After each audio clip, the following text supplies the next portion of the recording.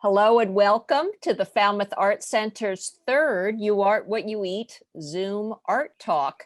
I'm Laura Reckford, Executive Director of the Falmouth Art Center, and we have a great group here tonight. More than 40 people have signed up. We're so excited about tonight's program, Spirituality in Contemporary Art with Elaine King. This is a great topic for this strange and uncertain time we're in.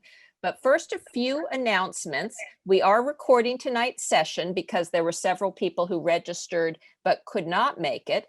And so wanted to let you all know that. And also some Zoom tips for those who need them. Most people don't need them these days, but for those who do, the mute button is an important button for this talk. It's a little picture of a microphone, usually in the bottom left, sometimes in the top right or left, depending on your device. And you'll want to keep yourself on mute with the red line going through, unless you want to ask a question later after the talk. Turns out these microphones on these devices are very sensitive. So if you're not muted, we hear your household noises, your dog barking, your phone ringing, that sort of thing. So if we do hear noises in your household, if you've forgotten to mute yourself, we will go ahead and mute you, but you can do it yourself as well. If you want to be seen on the meeting, you just click the little video camera, which is next to the mute button. Otherwise, you just have your name there instead of the picture going. And you do have two different views on a toggle switch. For right now, at the beginning of the talk, you might want to have it on the gallery view. That's what we call the Brady Bunch view. It's where you see everyone in an equal size box. Later on, we'll have it in the speaker view so that you'll be able to see the talk on the big screen, and that can be very helpful for viewing. We will be sharing the screen tonight, so that takes over the screen and puts the PowerPoint on the large screen. And Elaine will be answering questions after the talk. So please put any questions that come up. You can go ahead and put them in the chat during the talk, but we will do the question and answer session at the end of the talk. And when we get to the Q&A, you're welcome to ask additional questions, of course. And that's it for what we call the Zoom rules of the sandbox.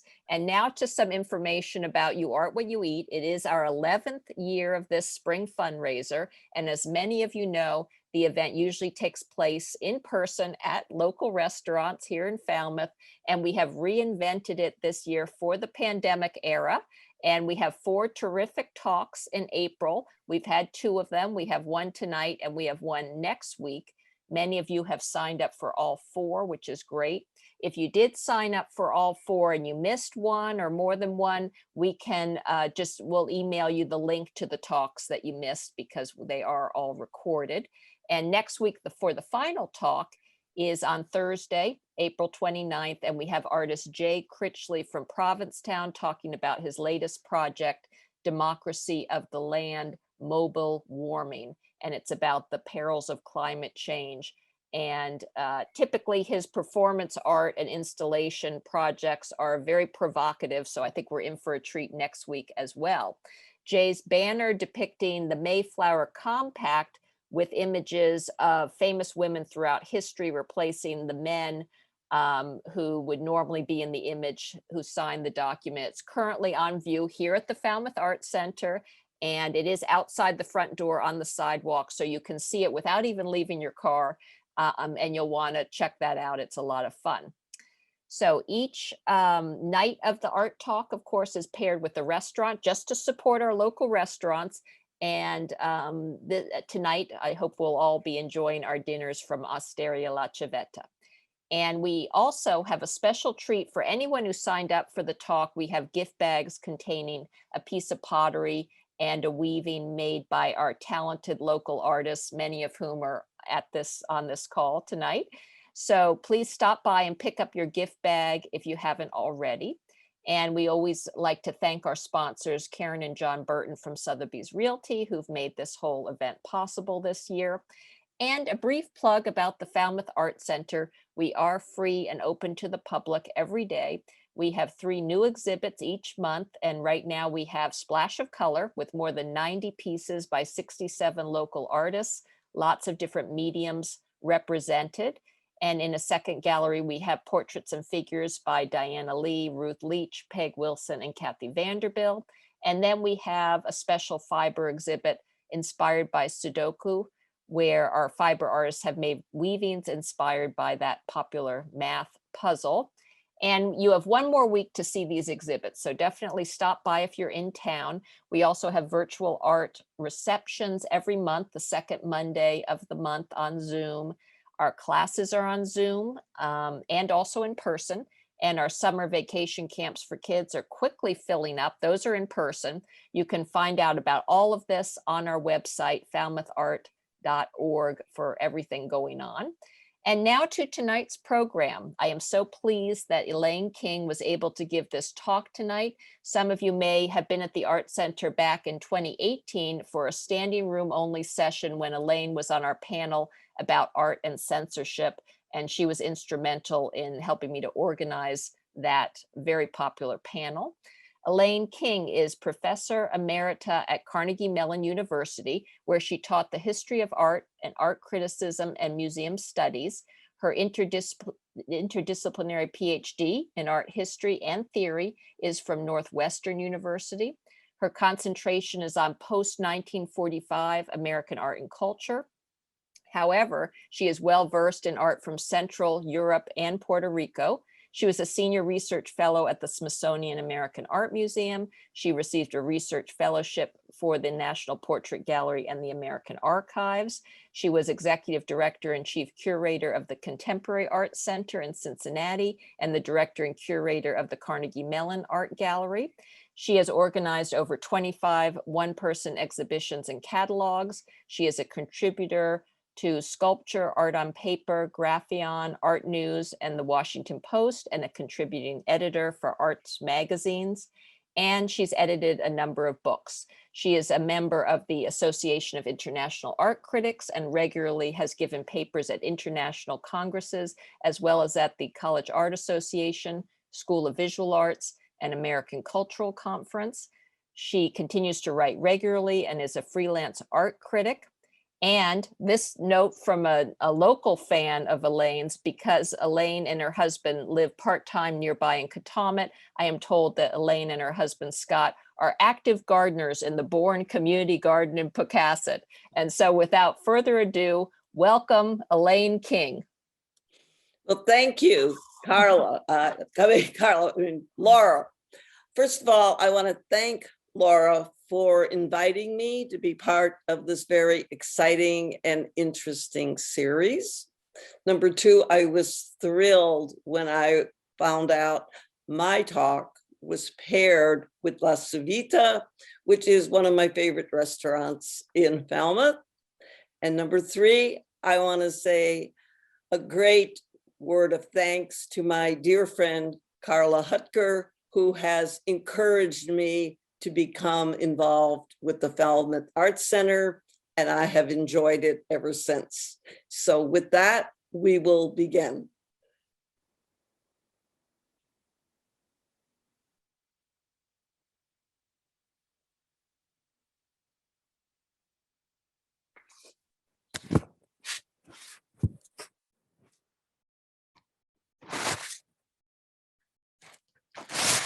Can people hear me? Yes, we can hear you. Okay.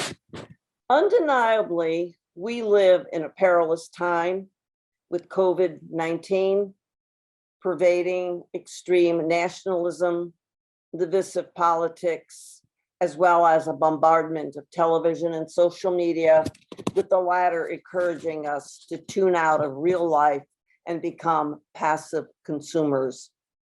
The pandemic has, however, slowed us down. However, as we emerge back to some state of normalcy, the question will be, will we return better, wiser, and stronger? Carl Jung believed images are expressions of human experience. Art is a natural and primary language for the psyche, and only secondarily we engage in conceptual thought.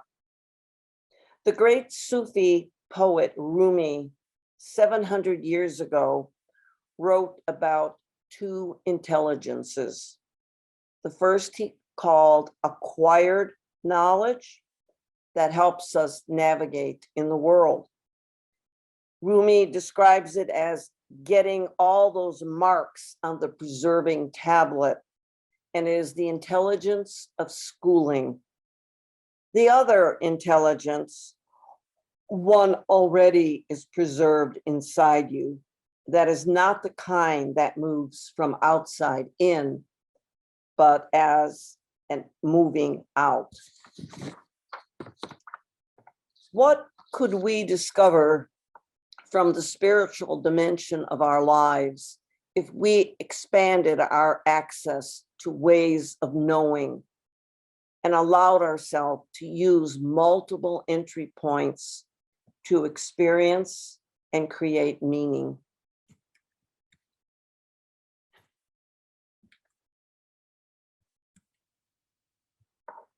Painting, dance, poetry, and song all draw on different kinds of intelligence and serve us well in achieving some form of spiritual life.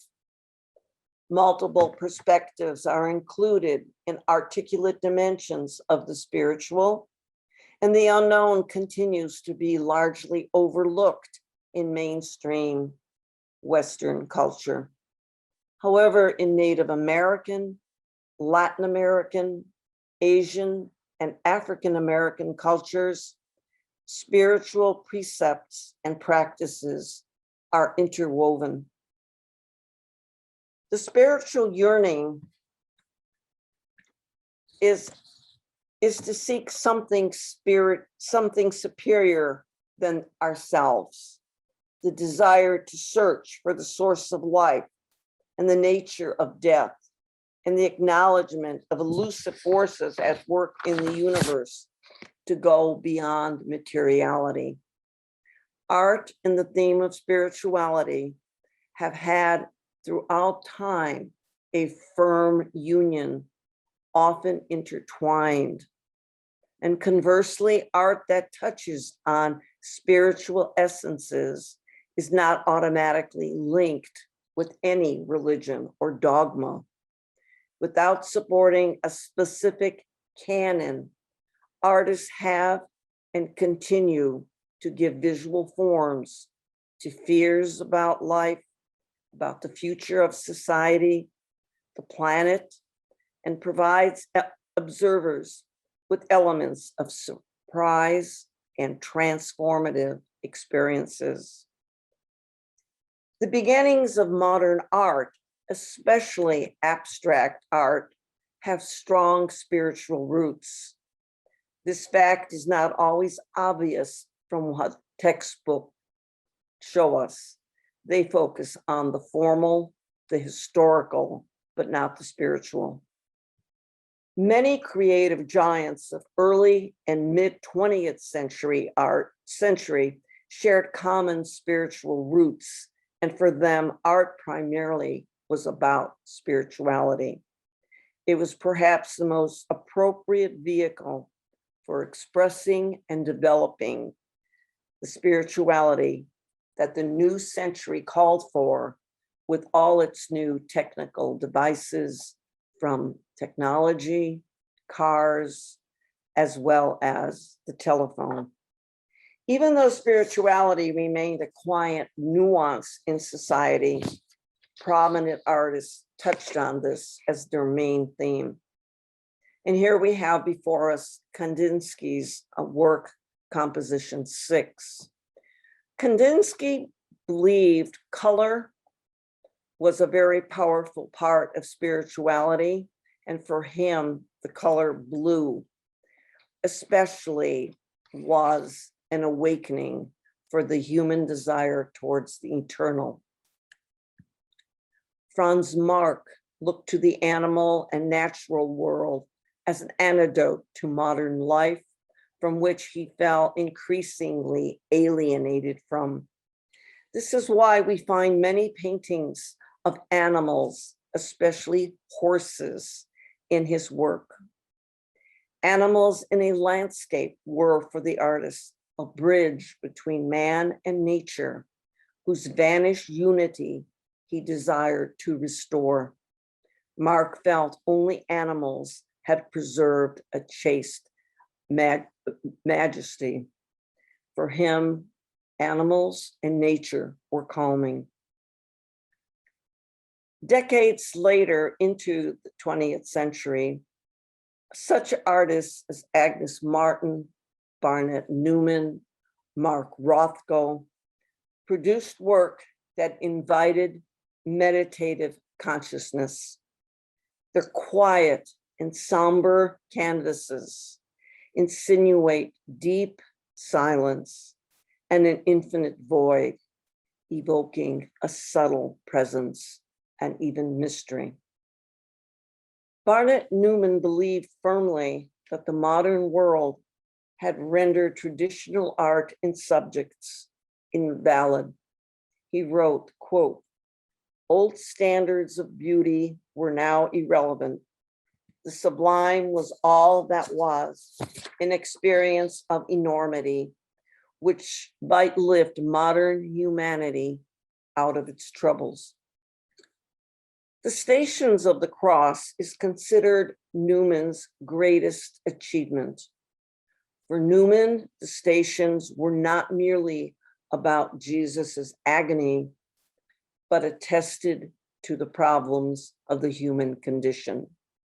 The paintings demand of viewers active physical, mental, and emotional participation. You cannot experience this work unless you walk through the stations. It had the potential to generate physical and metaphysical self-awareness that connects one to the other as part of the journey. Mark Rothko was informed by Nietzsche's ideas, Greek mythology, and his Russian Jewish heritage. Rothko's art was profoundly imbued with emotional content, despite being abstract. His best-known works are called the sectionals, and Rothko felt they better met his desire to create universal symbols of human yearning. He claimed these paintings were not self-expression, but statements about the human condition. The all-over compositions, the blurred boundaries and edges, the continuous color, and the wholeness of form were all elements of his development towards a transcendental experience in hope of touching the sublime. Black and deep red, shown here, follows the characteristic format of these sectional works, in which he stacked rectangles of color and how they appear to float within the boundaries of the canvas that hold them. In 1964, Rothko received a large commission from the Houston art collectors, John and Dominique DeManel. He was asked to create large wall murals for a non-denominational chapel they were sponsoring on the campus of St. Thomas Catholic Church, where Dominique was the head of the School of Art. On its walls are hung 14 black but color-hued paintings in the shape of the building, an octagon inscribed in a Greek cross, for which the artist largely influenced the design of this chapel. He generated the 4 paintings while working very closely with key architects to construct a meditative environment for a dark palette. The Rothko Chapel has since been the setting for international conferences, meetings, and some of the greatest religious leaders have journeyed here, including the Dalai Lama. To stand in front of a Rothko is to be in the presence of something vibrating, even though it's silent. If only momentarily one can feel something of the sublime spiritually, he felt was his goal. Early in this century, the noted writer Donald Cuspit gave a paper titled Revisiting the Spiritual in Art at Ball State University, in which he used Kandinsky's noted book on the spiritual in art, written in 1911, as a core for his diatribe against the reign of materialism, the whole nightmare of society's materialistic attitude, which had turned the life of the universe, in his opinion, into evil and a purposeless game. Cuspit posed the question, why reconsider this text now? Not simply because of historical reasons, but it is time to take a fresh look at a text that had a profound influence on the 20th century. Kandinsky called the all-important spark of inner life as inner necessity. Cuspit argued that the spiritual crisis of the contemporary artist is greater now than when it was during Kandinsky's time, because back then, he and others at least recognized they were living in a spiritual crisis. Today, the majority of artists who are driven by success and materialism do not see or identify a spiritual crisis. They are the opposite of the coin, and they relish splash and economic gain. The skull on the left was a strategic move by Hearst, of which he had a platinum cast of a human skull and encrusted 8,601 flawless diamonds. It cost him 14 million to produce. However, within months, it sold for $100 million. Speculative risk. Jeff Koons is known for his sensational works, and here we see one of his Girl with Dolphin and Monkey. I concur with Cuspit that contemporary art faces a comparable crisis that artists faced in 1911. And the problem is greater today because at least the concept of spiritual was clearer, because it had a meaning connected with religious context. Today, the idea of spiritual is not popular, as religion is not either. This said, I believe there are many artists out there who create work that evinces spirituality. Like their predecessors, they use assorted means to probe complex issues. They do not purport to provide answers, but only to provoke questions. They are questioning not only the purpose of art and life, they use symbolisms, icons, and metaphors to express something more. Emily Chang, the Asian American of Philippine and Chinese heritage, is one of these artists. Chang's glowing paintings evince the spiritual and emotive through beautiful colors, hovering forms, and subtle backgrounds. She infuses in her ethereal paintings a type of quiet energy of Eastern calligraphic line and deliberately filters and abstracts the references beyond identification, distilling each image to an essence. She intertwines the signs and the symbols with either abstracted forms or against hazy backgrounds merged with color. An underlying base of this work stems from Chinese and European religious painting, but never are her paintings meant to be anything literal. They are for you to experience. Various sources meld in her paintings that form an assortment of art historical references, and Chang's paintings yield an intricately constructed field of exploration and invite you to meditate.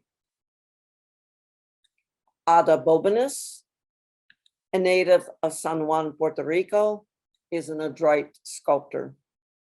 A prehistoric energy pervades throughout her enigmatic installations that evoke an ambience of temporality, fragile order, and imbalance. Her meticulously crafted work demonstrates that Bobanis undoubtedly depicts and understands the principles of classicism. Refinement and restraint are proportionate to balance and harmony. Bobanis's assemblages are filled with intricate details, subtle color that reveal her acumen to site specificity. They evoke archaic architectural elements that are suggestive of a resourceful dialogue between time present and time past, and the natural and man-made and the spiritual. And this is one of her noted pieces that is like a chapel. The only light comes from the bottom and on the side walls. Nothing is present in this tiled space except the piece that is hung. Off her installations evince a sensibility of being a sacred site. The physical yet liminal pieces are enthused by a range of organic influences, appearing to be anchored in African craft arts and in conventions inspired by non-Western art and artifacts. Christian Boltanski is perhaps one of France's most significant artists, who throughout his career has tackled varied subjects and continues to probe challenging themes and new medium. In his haunting installation in Paris, he focused on what it might be after death. The title of this work is Après, after. It is where you go after you are dead. Après takes place in an afterlife where all pain has now been alleviated, said Boltanski. The word après invites us to enter a more peaceful space. And this is one of the works in the space called Les Vitrines, and it harkens to Shinto shrines. In sanctuaries, there are a series of passages from one room to another. And in the last room, there is a mirror, which means that in the end, what do we see? We only see ourselves. Wandering through these dimly lit labyrinth-like spaces, the visitor experiences an imaginary world of life after death.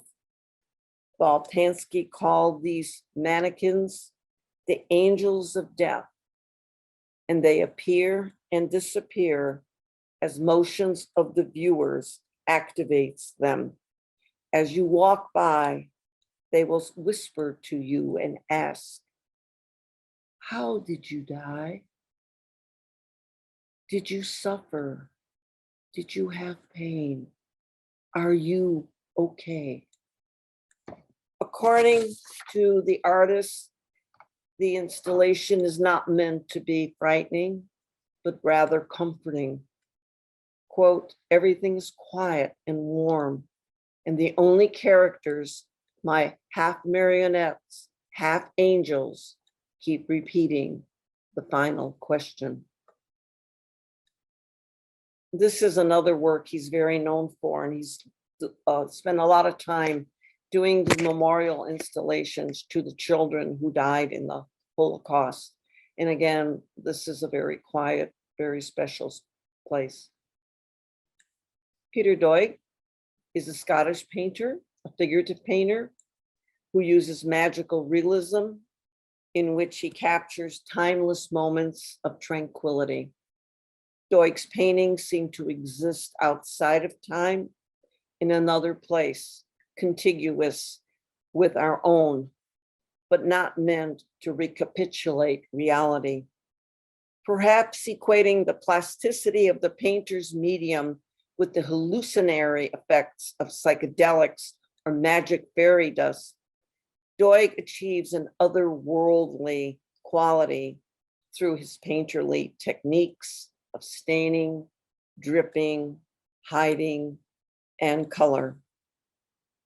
The art critic Jonathan Jones once said, quote, amid all the nonsense, imposters, rhetorical bullshit, and sheer trash that passes for art in the 20th century, Doig is a jewel of genuine imagination, sincere work, and humble creativity. His work makes you think.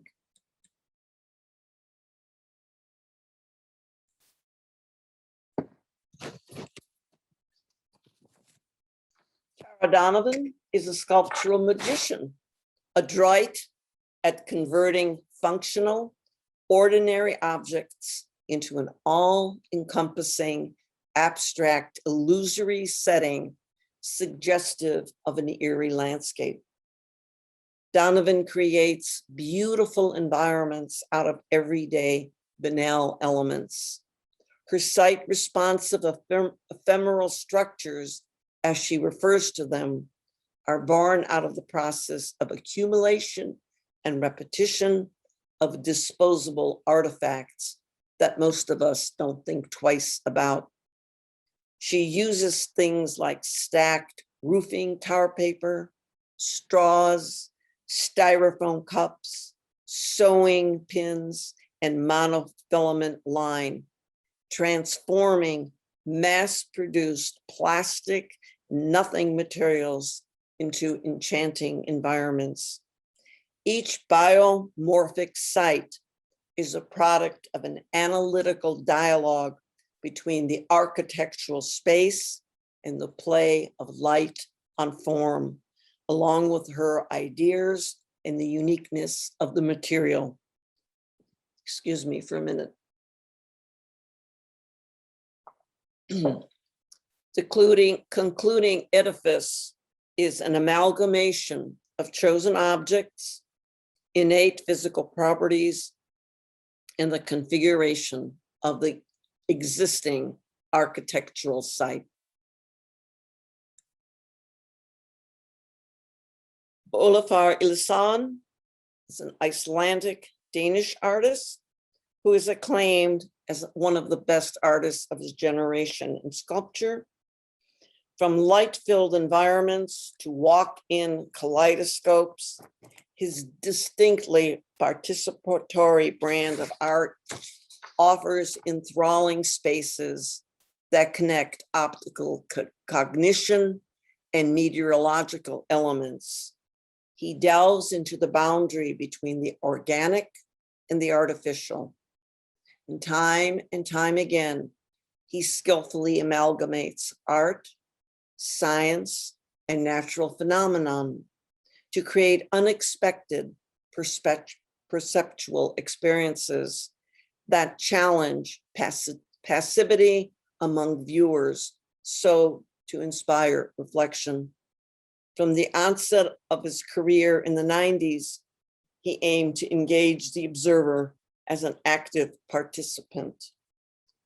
By using ephemeral materials as light, heat, moisture, steam, and rocks, he creates new circumstances that shift the viewer's consciousness and their sense of place. And what you see here is a piece he did at the Venice Biennale, and this was constructed on a monastery in an island right outside of Venice. And in order to get there, you had to take a boat. And then once you were there, you got off and you wondered, what am I looking at? There was this crude plywood structure and you were to walk in. And as you walked in, it got darker and darker. And there was like a, ooh, I better hold on to this railing. And you were going downhill. It was just a slight slope, but you thought it was steeper because it was pitch black. Once you're inside this space, it was dark and it took your eyes a bit to adjust. And the only light in the space came from the slits in the wall that created this white line. It was a beautiful experience, a little unsettling, but very successful. His work prompts an intensive engagement with the world outside and a fresh consideration of everyday life, nature, and our perception. Light is very important in his work.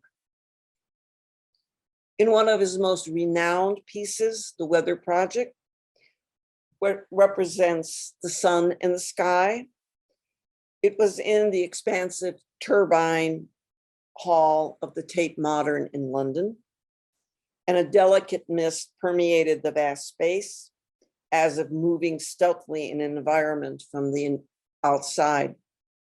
Throughout the day, the vapor accumulates into faint cloud-like formations before dissipating across the hall.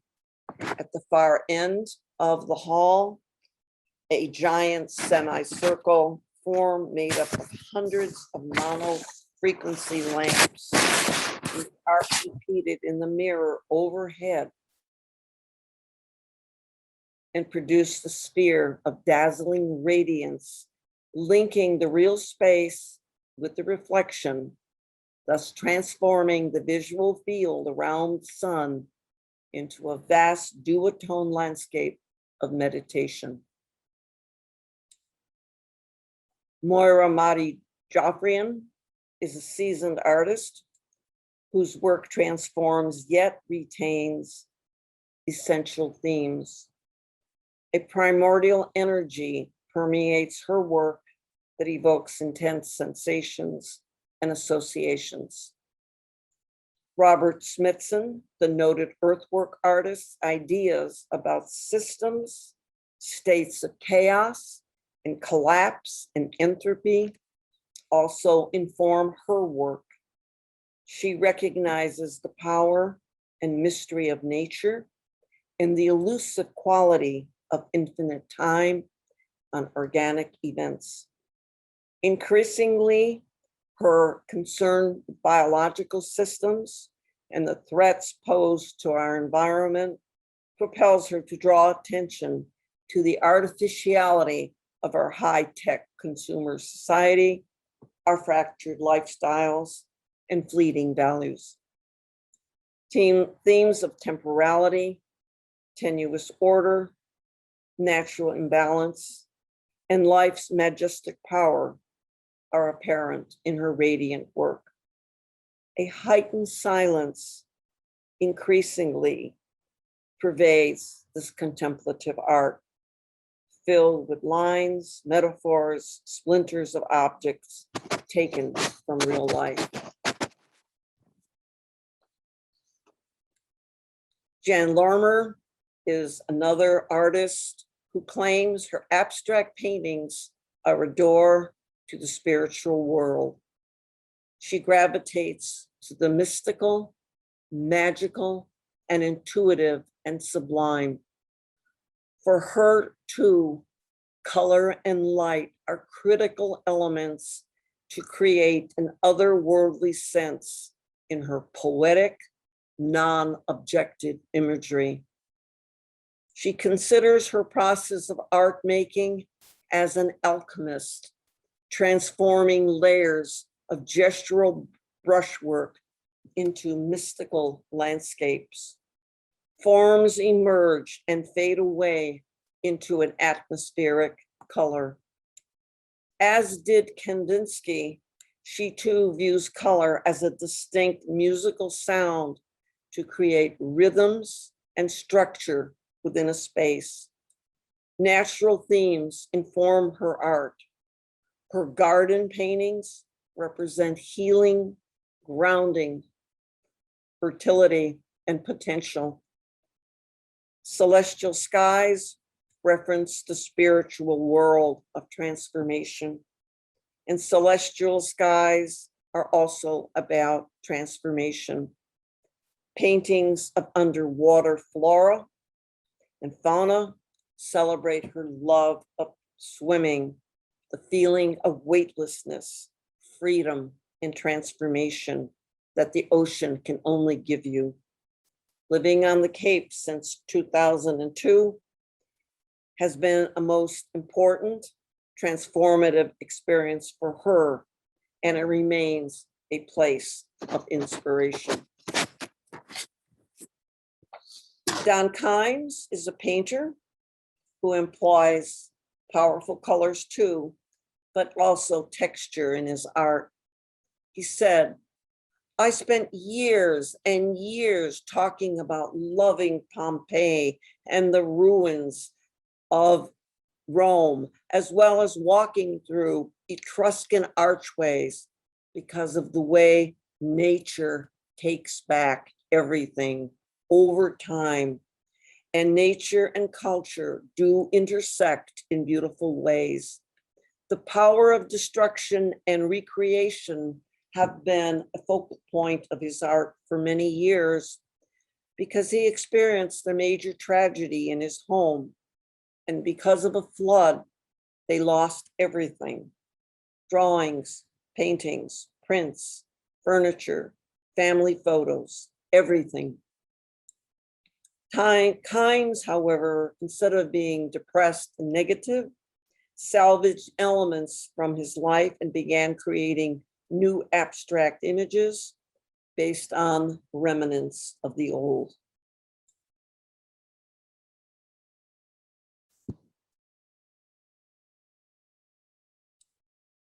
Clayton Merrill is a colleague of mine who I worked with at Carnegie Mellon University. His paintings reveal also an affinity for nature, not through any realistic representation, but by depicting landscape informed by also past and present, along with imprints of human activity and nature. His work aims to pose fundamental questions about nature, our nature, perception, and the various ways we project our desires onto the natural world. Landscape and natural phenomenon are the focus of his art because its inconspicuous quietness yields a transparency through which structural difference and faint systemic shifts can be more noticeably appreciated. His paintings exist as abstract scraps of nature pinned to the sides of gaping skies. They are mere footnotes of the world we live in, yet very much referencing that real. It provides the frame that I hang all my ideas on. I want to make a painting that conveys how beautiful our world is, and I want to simultaneously draw attention to how broken our world is. I want them to be the same painting.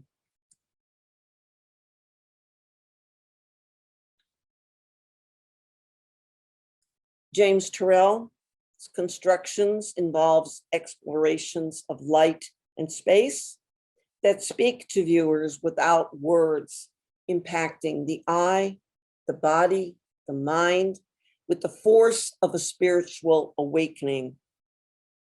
Quote, I want to create an atmosphere that can be consciously plumbed only with seeing, like the wordless thought that comes over you when looking into a beautiful fire. Informed by studies in perceptual psychology, math, and optical illusions, he invites us to see, whether harnessing the light at sunset or transforming the glow of television into a fluctuating point. Terrell's art places us in the realm of pure experience. And this is one of his sky pieces, and you're invited to come in here at any time of the day. And each time you come in at different times of the day, it will look differently, because you see, this is an open window and you can look up into the heavens.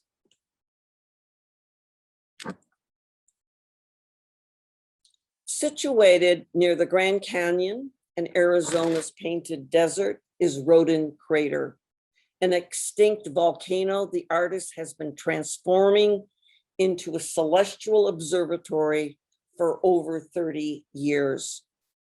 Working with cosmological phenomenon that have interested man since the dawn of civilization and have prompted responses such as Stonehenge and the Mayan calendar, Terrell's crater brings the heavens down to earth, linking people with the moment of planets and distinct galaxies. His fascination with the phenomenon of light is ultimately connected to a personal, inward search for our place in our universe. Influenced greatly by his Quaker faith, which Terrell describes influenced him having a straightforward, strict presentation. He searches for the sublime. He defines spirituality as the ability to find the light within or to physically feel light. Hopefully, Rodin Crater will open next year, and I invite many of you to go there and visit.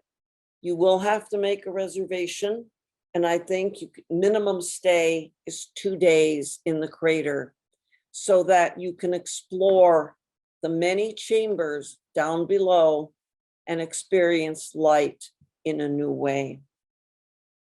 I will end today with a quote by Sir Kenneth Clarke, who wrote, "Art must do something more than just give us pleasure.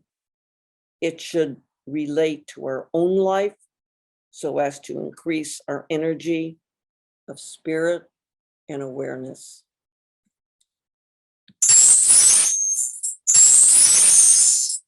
Questions?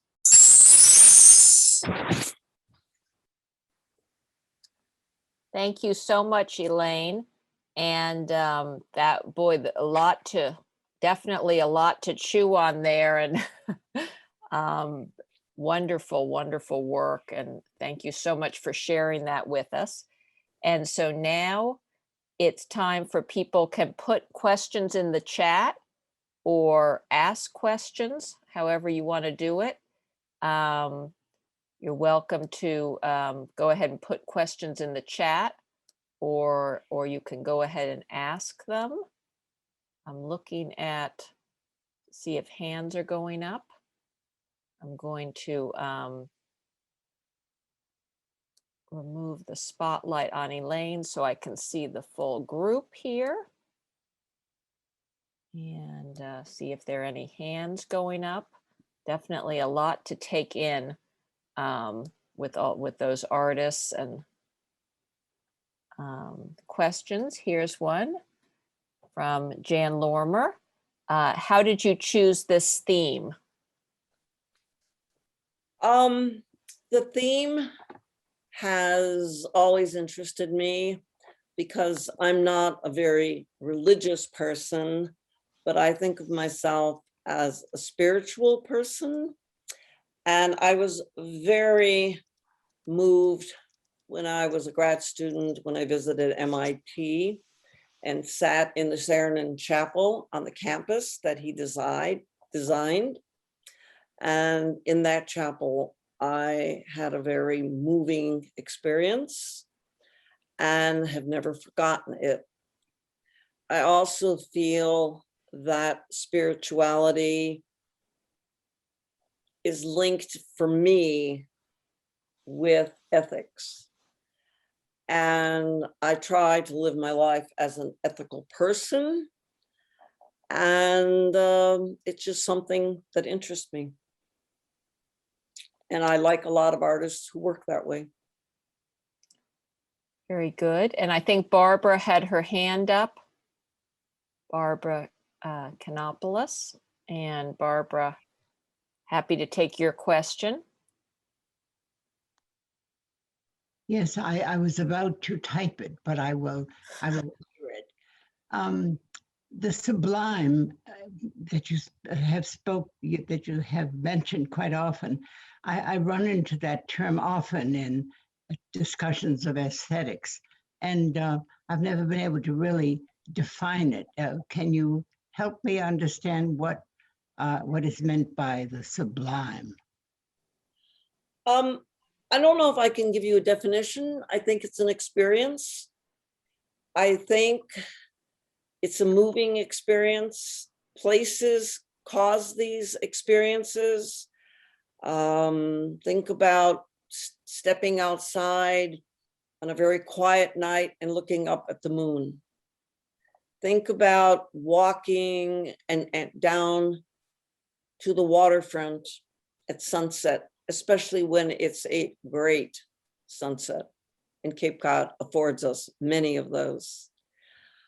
I think it's an experience that is not about materiality. It's not the new couch, the new rug, the new this, the new that.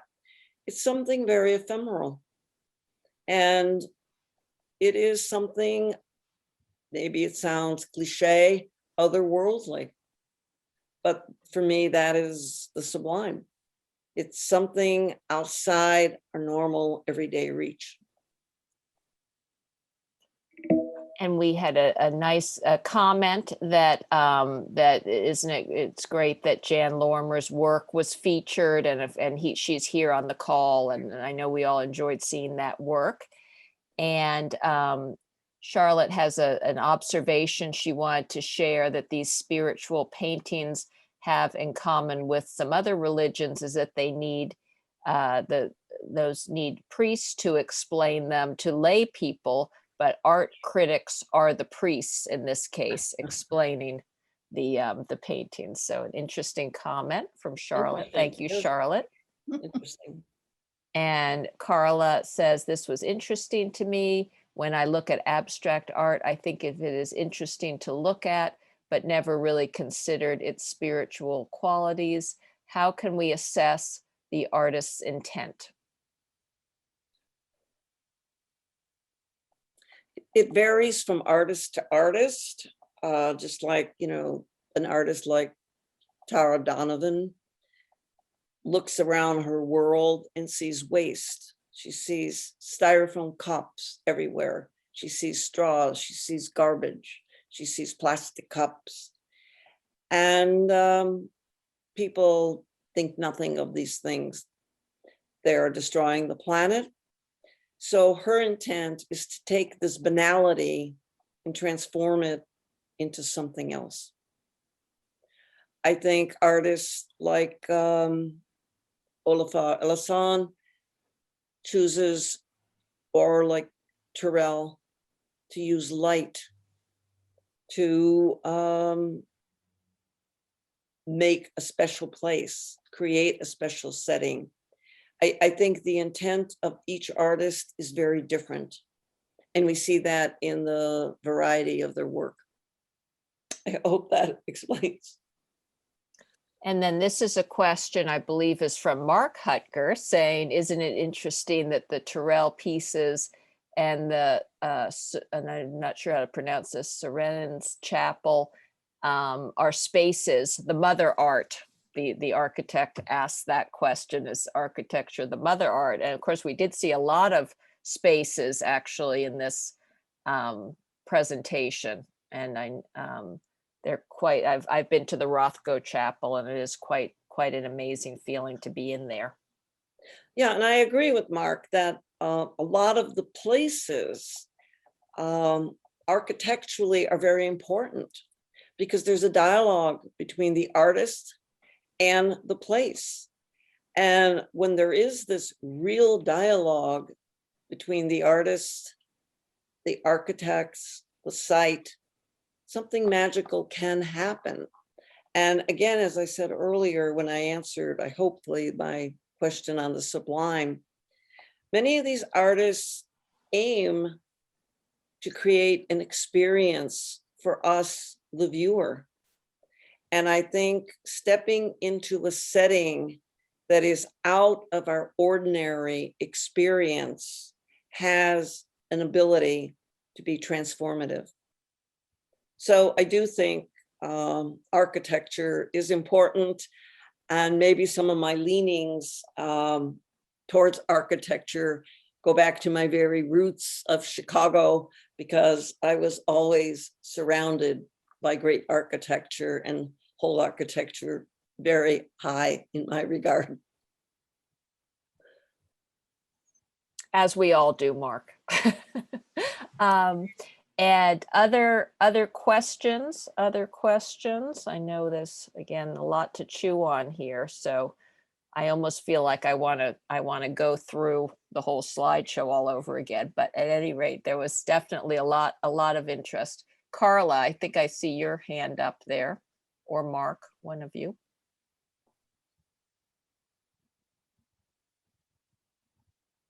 Thought I saw a hand up.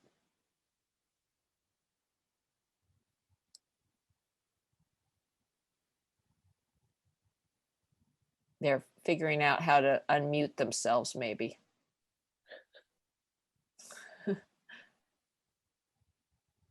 All right, I'll ask a question. There you go. In abstract art, you know, because sometimes the craft is unusual and maybe rough and maybe looks primitive or not that well put together, how do you tell the real stuff, the meaningful stuff, from the, I don't know, is that real art? You know, the things you pulled out, and when you talked about them, I could see it. But I'm afraid that if I kind of passed by in a gallery and I wasn't educated the way you've helped us see these works today, I might miss it. So does it count if you can't communicate at that level? I think some of it is it's cumulative. Or Carla, were you going to say something? No, that's sort of the, yeah, it's sort of like, you're right. Great art kind of communicates to everybody. Like a kid will say, oh, that's a great picture of a person. But somebody really well educated can see the depth and all the messages that the art is saying.